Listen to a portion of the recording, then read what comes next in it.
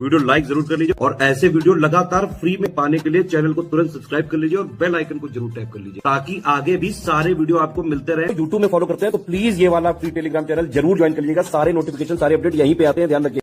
नमस्कार साथियों, स्वागत है आप सभी का स्टडी फॉर सिविल सर्विसेज में। ये है हमारी ज्योग्राफी की क्लास नंबर 7, जिसमें हम ज्योग्राफी में पढ़ रहे हैं भारत का भौतिक भूगोल। तो अगर आप इस चैनल पर नए हैं तो चैनल को सब्सक्राइब करिए, वीडियो को लाइक करिए, और अगर आप इस PDF को प्राप्त करना चाहते हैं तो इन दिए गए नंबर्स पे कॉल करके आप इस PDF को प्राप्त कर सकते हैं। ठीक है, तो चलिए शुरू करते हैं इसको।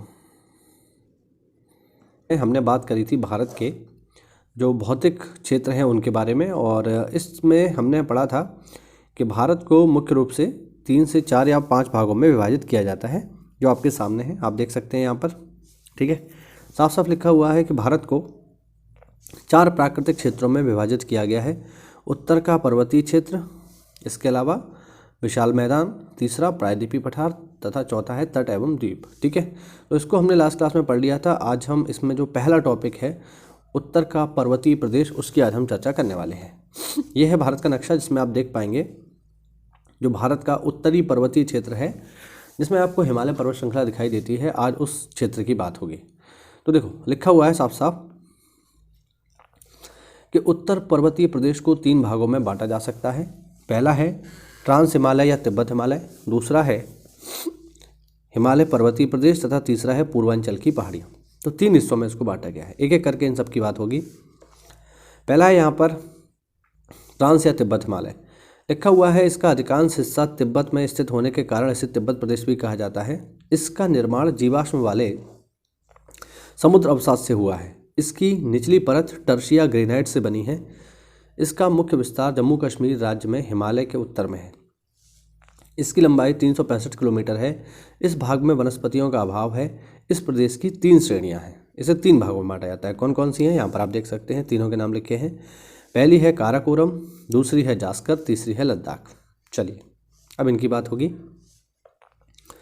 काराकोरम यह भारत की सबसे उत्तरी पर्वत है।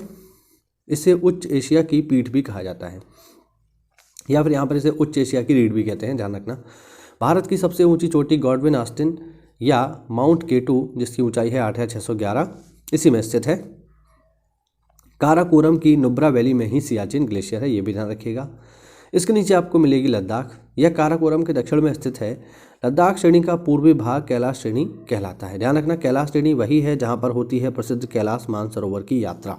ठीक है, तो लद्दाख श्रेणी का वो हिस्सा जो तिब्बत में चला जाता है उसी को हम बोलते हैं कैलाश श्रेणी, और वहीं पर मौजूद है विश्व प्रसिद्ध कैलाश पर्वत। आगे है यह लद्दाख के दक्षिण, जास्कर की बात करेंगे। यह लद्दाख के दक्षिण एवं महान हिमालय के उत्तर में स्थित है। लद्दाख श्रेणी व जास्कर श्रेणी के बीच सिंधु नदी घाटी मौजूद है, ध्यान रखिएगा, महत्वपूर्ण है। अब एक एक करके आगे बात होगी। सेकंड नंबर पे आता है हिमालय का पर्वतीय प्रदेश। ट्रांस हिमालय को पढ़ने के बाद अब हम आगे बढ़ रहे हैं, और इसके बाद दूसरे नंबर पर आता है हिमालय पर्वतीय प्रदेश। यह 3 समांतर श्रृंखलाओं के रूप में है जो उत्तर से दक्षिण तक फैले हुए हैं। क्या क्या नाम है इनके? इनके नाम है वृहद हिमालय या हिमाद्री, लघु हिमालय या हिमाचल श्रेणी, और तीसरा है बाह्य हिमालय या शिवालिक। एक एक करके देखेंगे इनको। सबसे पहला है वृहद हिमालय। यह सिंधु नदी के गार से अरुणाचल प्रदेश में ब्रह्मपुत्र नदी के मोड़ तक फैला हुआ है।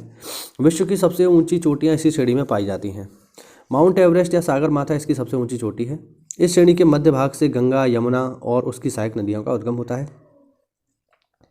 इसी श्रेणी को काटकर सिंधु, ब्रह्मपुत्र, अलकनंदा ने पूर्ववर्ती घाटियों का निर्माण किया है। यह नंगा पर्वत से लेकर नामचा बरवा पर्वत तक एक पर्वतीय दीवार के रूप में फैला हुआ है, या बेसिकली इसे हम हिमालय कहते हैं, वो यही है।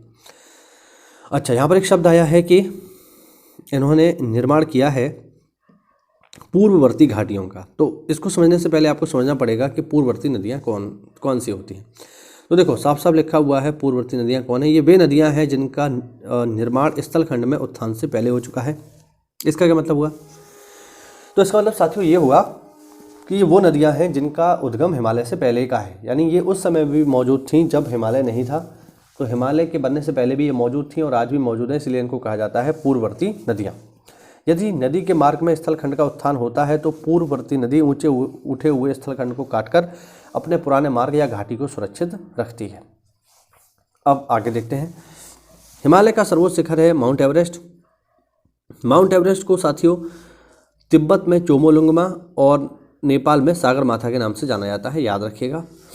भारत का सर्वोच्च शिखर K2 या माउंट गार्डविन आस्टन के नाम से भी इसको जानते हैं। वर्तमान में यह पाक अधिकृत कश्मीर का अंग है। भारत में स्थित सबसे ऊंची चोटी सिक्किम में है और नेपाल में स्थित है, ध्यान रखिएगा।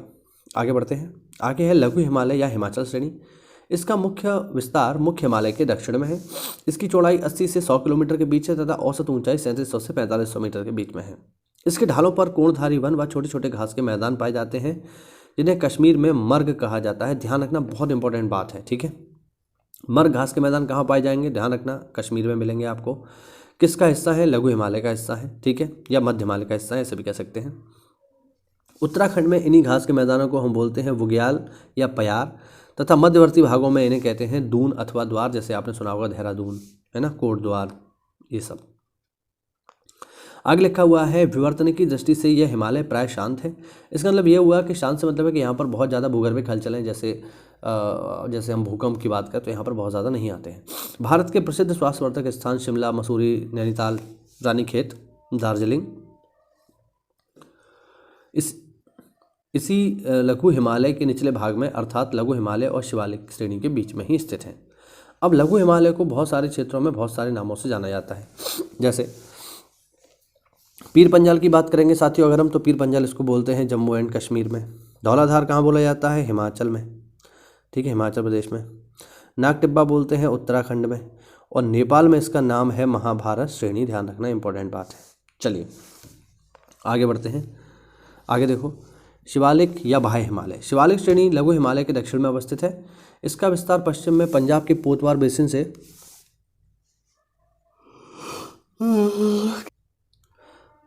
प्रारंभ होकर पूर्व में कोसी नदी तक है। हिमाचल प्रदेश व पंजाब में यह अधिक चौड़ा है, जबकि पूर्व में यह क्रमशः संकरा होता जाता है। यह हिमालय पर्वत श्रृंखला का नवीनतम भाग है। शिवालिक को अरुणाचल प्रदेश में डफला, मिरी, अबोर या मिश्मी पहाड़ियों के नाम से जाना जाता है। शिवालिक को लघु हिमालय से अलग करने वाली चोटियों को पश्चिम में दून तथा पूर्व में द्वार कहते हैं, जैसा कि हमने ऊपर पढ़ा। तो ये हुआ हमारा शिवालिक या बाह्य हिमालय। देखिए पेपर में ये भी पूछा गया है कि बाह्य हिमालय के नाम से किसको जानते हैं, तो शिवालिक को ही जानते हैं, याद रखिएगा, ठीक है। आगे देखिए, पूर्वांचल की पहाड़ियाँ, ये भारत के उत्तरी पूर्वी राज्यों में फैली हैं, जिनमें से कई भारत और म्यांमार की सीमा रेखा के साथ फैली हुई हैं। यह कई देश के आंतरिक हिस्सों में भी हैं, जैसे पटकाई बूम, नागा तथा मिजो। यहाँ पर आप देख सकते हैं, ये मैप है जहाँ पर पूर्वोत्तर पहाड़ियों को दर्शाया गया है। जैसे ये आप देखेंगे, ये ऊपर वाला इलाका जो है यहाँ पर आप देखिए, ठीक है, ये वाला जो इलाका है ये है अरुणाचल प्रदेश का, तो यहाँ पर डफला है, बोमीडला है, ठीक है। इस वाले इलाके में पटकाई बूम है, नागालैंड में नागा पहाड़ी है, मिजोरम में मिजो है, यहाँ पर आप देख रहे हैं गारो खासी जयंतिया मेघालय में। तो ये इनके लोकल नाम है, ध्यान रखना, इंपॉर्टेंट है, ठीक है। तो ये आज की क्लास में हमने देखा कि भारत का जो हिमालय पर्वत है उसको कितने हिस्सों में बांटा गया है, ठीक है। तो यहाँ पर हमने देखा कि हिमालय पर्वत को 3 हिस्सों में बांटा जाता है मुख्यतः, ठीक है। कौन कौन से हैं? सबसे पहला है ट्रांस हिमालय। ट्रांस हिमालय में हमने पढ़ा काराकोरम, जास्कर और लद्दाख को। उसके अलावा वृहद हिमालय या हिमाद्री, हिमाद्री को पढ़ने के बाद हमने पढ़ा मध्य हिमालय या लघु हिमालय को, और इसके बाद हमने पढ़ा शिवालिक को, ठीक है। तो ये छोटा सा लेक्चर था जिसमें हमने जाना कि हिमालय का विभाजन किस तरीके से हुआ है। अगली क्लास में साथियों हम चर्चा करेंगे हिमालय का वर्गीकरण, नदियों के आधार पर प्रादेशिक विभाजन हम इसका पढ़ेंगे। उम्मीद करता हूँ इस छोटे से लेक्चर में आपको अच्छी जानकारी मिली होगी। तो ऐसा है तो वीडियो को लाइक करिए, और अगर आप इस PDF को प्राप्त करना चाहते हैं या हमारे पेड ग्रुप से जुड़ना चाहते हैं तो दिए गए नंबर्स पर कॉल करके आप PCS, RO, BO के लिए पेड ग्रुप ज्वाइन कर सकते हैं और 100% सफलता को हासिल करने के लिए हमसे आज ही जुड़िए। मिलते हैं अगली क्लास में, तब तक के लिए जय हिंद, जय भारत, वंदे मातरम।